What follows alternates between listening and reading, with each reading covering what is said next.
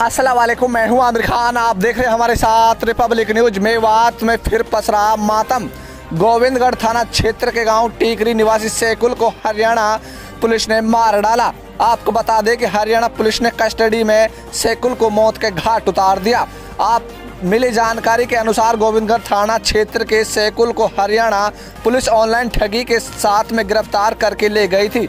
Haryana police ने सैकुल को 10 दिन की पीसी रिमांड लिया था, लेकिन पीसी रिमांड के दौरान सैकुल की मौत हो गई। जब यह खबर प्रकाश में आई तो क्षेत्र में सनसनी फैल गई। इसी को लेकर मेव पंचायत सदर शेर मोहम्मद ने बताया कि गोविंदगढ़ से 10-15 लोग जिस थाने में घटना हुई उसे थाने के लिए रवाना हो रहे हैं और वहां जाकर पूरे घटनाक्रम की जानकारी लेंगे। आपको बता दें कि मेवात क्षेत्र में लगातार इस तरह की घटनाएं बढ़ती आ रही है। फिर ऐसा ही मामला गोविंदगढ़ थाना क्षेत्र के गांव टीकरी में देखने को मिला है, जहां एक कॉलेज में पढ़ने वाले लड़के को पुलिस ने उठा लिया और उसको कस्टडी में ले जाकर मौत के घाट उतार दिया। जैसे ही इस घटना की जानकारी मेवात में फैली तो पूरी मेवात में मातम पसरा हुआ है और लोगों का आरोप है कि पुलिस ने उसको कस्टडी में मौत के घाट उतार दिया है। ऐसा ही मामला पहले भी कई बार हो चुका है। नासिर जुनैद हो या फिर आसिफ जैसा कांड हो, लगातार मेवात में ऐसे कांड होते जा रहे हैं। लेकिन सबसे शर्म की बात यह है कि जो मेवात के स्थानीय नेता हैं चूं तक नहीं कह रहे हैं। आपको बता दें कि इन्हीं मेवात के नेताओं की वजह से लगातार ऐसी घटनाएं देखने को मिलती है। आपको बता दें कि पूर्व में भी नासिर जुनैद जैसी हत्याकांड मामला हुआ था तो अभी तक भी कोई आरोपी गिरफ्तार नहीं हुआ है। इसी को लेकर आज फिर एक बड़ा कांड हो गया है। सैकुल को पुलिस ने कस्टडी में मौत के घाट उतार दिया है। परिजनों का सीधा सीधा आरोप है कि पुलिस ने जबरन उसको उठाकर लेकर गई और उसको रिमांड में ले जाकर मौत के घाट उतार दिया। और फिर पुलिस का फोन आया, अपने सैकुल से आप मिल लीजिए। तो रिश्तेदार वहां पर पहुंचे तो सैकुल वहां पर मृतक अवस्था में मिला।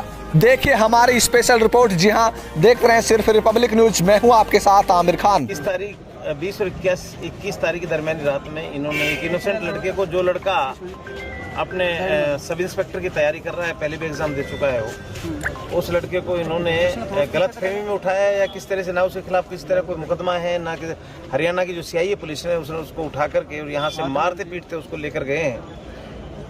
घर वालों को सूचना दी गई 2 दिन पहले कि आपका लड़का यहाँ इस तरह से हमने अरेस्ट किया हुआ है। जब भी वहाँ पहुँचे इन्होंने देखी उसकी स्थिति तो वो बिल्कुल बेहोश स्थिति में था, सिर्फ बोल पा रहा था और बार बार थाने पे उससे ये कहलवाया जा रहा था, जैसा मेरे सुनने में आया है, कि मुझे पुलिस ने नहीं मारा है, मुझे पुलिस ने नहीं मारा है। तो समझ से ये बाहर है कि पुलिस कस्टडी में एक आदमी को पुलिस यहाँ से उठा के ले जाती है, हरियाणा की पुलिस, और उसको ले जाकर जान से मार देती है। जो इतना सख्त कानून है इसके खिलाफ कि फांसी का प्रावधान है कि जब पुलिस इस तरह से एक इनोसेंट, अगर इनोसेंट तो छोड़िए, अगर अपराधी को भी इस तरह से गिरफ्तार करके ले जाए पुलिस कस्टडी में मरता है तो भी फांसी तक का प्रावधान है। बड़े अफसोस की बात है कि किस नीति के तहत कैसे हरियाणा की पुलिस इस तरह से गुंडागर्दी पे उतर आई है।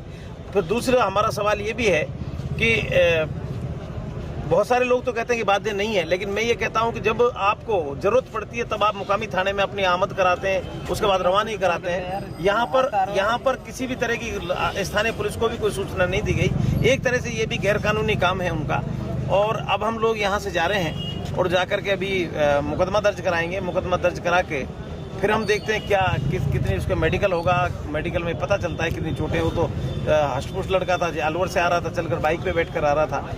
उसको किस लिए ये लेकर गए, क्या उसके ऊपर जुर्म साबित किया है, अभी हमारे पास सूचना मिली है। जैसा हमारे स्थानीय अधिकारियों से बात हुई है, एसपी साहब से मेरी बात हुई। एसपी साहब ने मुझसे कहा कि भाई उन्होंने उसको 20 तारीख को रिमांड पर ले लिया था।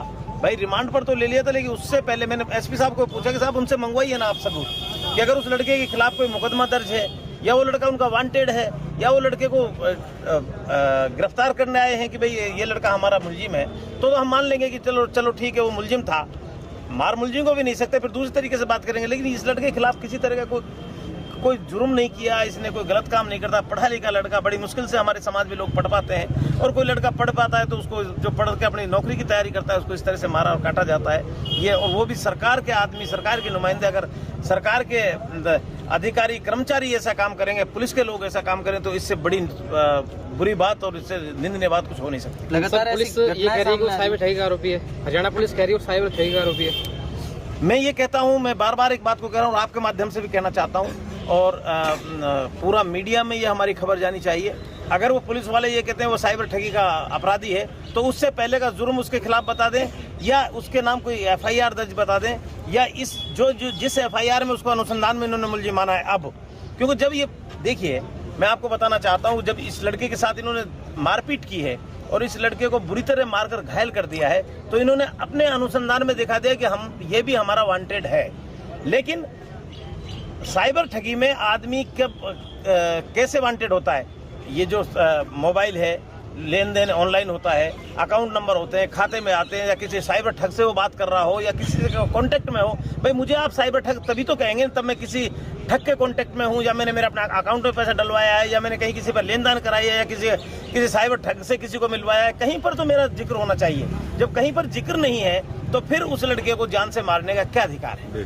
साइबर के नाम पर यहाँ पर अलवर जिले में भी और भरतपुर में भी हाल ही के दिनों में बहुत ज्यादा पुलिस ने दबिश दी और घरों में भी तोड़फोड़ की थी। आपसे पहले आप भी खुद दोंगड़ी में एक मामला था, आप खुद आए थे। क्या कहना चाहते हैं कि जो साइबर का जो लोग है वो हमारे क्षेत्र में जहाँ तक साइबर ठगों का सवाल है, मैं पूरी तरह से इसमें पुलिस के साथ हूं। इनके घर भी टूटने चाहिए, इनके जूत भी पड़ने चाहिए, इनकी कुटाई भी होनी चाहिए, इनके मुकदमे भी दर्ज होने चाहिए, जेल भी जाने चाहिए। मैं उसका 1 मिनट भी उसके पक्षधर नहीं हूँ। मैं तो इस चीज का हूँ कि इनोसेंट आदमी को एक साइबर ठग की आड़ में आप एक इनोसेंट आदमी को, एक पढ़ने लिखने वाले बच्चे को अगर मारते हो, मैं उसका विरोधी। मेवात क्षेत्र में आए दिन ऐसी घटनाएं हो रही है, इसके लेकर क्या कहें? अकेले मेवात क्षेत्र से इसको मत जोड़िए, अकेले मेयो कम्युनिटी से मत जोड़िए। अभी इसमें भी जो नाम आ रहा है, एक धोड़ा नाम का लड़के का नाम आ रहा है, वो मेयो नहीं है। एक गोविंद का नाम आ रहा है, वो मेयो नहीं है। एक नरेंद्र है, वो मेयो नहीं है। ये इकलौता लड़का उनके बीच में जो इनोसेंट है 100% ये मेयो है। तो आप उसको मेयो कौम से नहीं जोड़ें। मैं ये मानता हूँ कि पूरा मेवात इलाका जो है, जिसमें सभी जाति के लोग हैं, ये इस बीमारी का बुरी तरह से चपेट में आ चुका है, और हम हिंदू, मुस्लिम, सिख, ईसाई सभी समाज के लोगों का इसका दबकर विरोध करना चाहिए, और ऐसे लोगों को सामाजिक रूप से बहिष्कृत करना चाहिए। ये हमारे लिए, हमारे इलाके के लिए, हमारे समाज के लिए बहुत बड़े नुकसानदायी है। हरियाणा में ही नासिर जुनैद की हत्या हुई थी और अब हरियाणा पुलिस की कस्टडी में सैकुल को मार दिया गया है, जैसा कि परिजन और आप आरोप लगा रहे हैं। क्या वास्तव में सैकुल की हत्या पुलिस के द्वारा की गई है? क्या मानते हैं आप? हरियाणा पुलिस बेलगाम है, हरियाणा पुलिस गुंडागर्दी पर उतरी हुई है। हरियाणा पुलिस का जहां तक सवाल है, मैं बताता हूं कि नासिर जुनैद की तो गुंडों ने हत्या की थी, लेकिन पूरी तरह से पुलिस का संरक्षण उनको प्राप्त था। यहाँ तक कि मैं तो हमारी पुलिस से कहना चाहता हूँ कि बहुत इनको जवाब देने का बहुत अच्छा मौका था। जब नासिर जुनैद के हत्यारों को पकड़ने के लिए हमारी गोपालगढ़ की पुलिस जाती है, राजस्थान की पुलिस जाती है, तो वहाँ की पुलिस झूठा उनके खिलाफ मुकदमा दर्ज कर लेती है।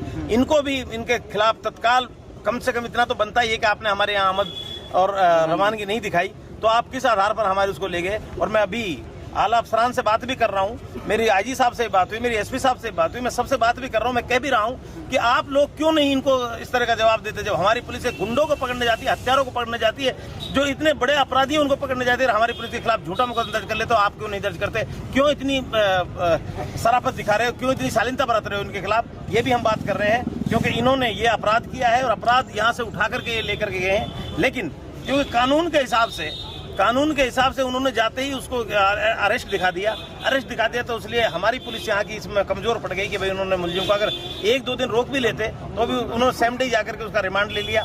अब रिमांड लिया है, जब ये भाई जब तो स्वस्थ ही होगा ना वो, फिर पुलिस कस्टडी में कैसे मरा, इसका जवाब हमको चाहिए, वहाँ की पुलिस से चाहिए, और भारतीय जनता पार्टी की सरकार से भी चाहिए, भारतीय जनता पार्टी के नुमाइंदों से भी चाहिए, और भारतीय जनता पार्टी की जो वकालत करते हैं उससे भी चाहिए कि आप लोग एक इंसान की कीमत को कुछ नहीं समझते, इंसान को इस तरह से मार देते हो। इसका जवाब दीजिए कि आपकी पुलिस इस तरह से वैसी बनी हुई है, आपकी पुलिस इस तरह से गुंडागर्दी पर उतरी हुई है, आखिरकार गुंडागर्दी कब तक चलेगी? अब आगे की रणनीति आपकी क्या रहने वाली है? क्या अभी फरीदाबाद जाएंगे, क्योंकि हमारे यहाँ का प्रकरण ये नहीं है।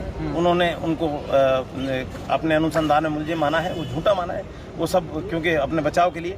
ये आप लोग भी जानते हैं, हम भी जानते हैं कि कई लोग क्या होता है कि पुलिस पकड़ने आती है और निर्दोष लोग जब उसमें पकड़े जाते हैं तो विरोध भी करते हैं। फिर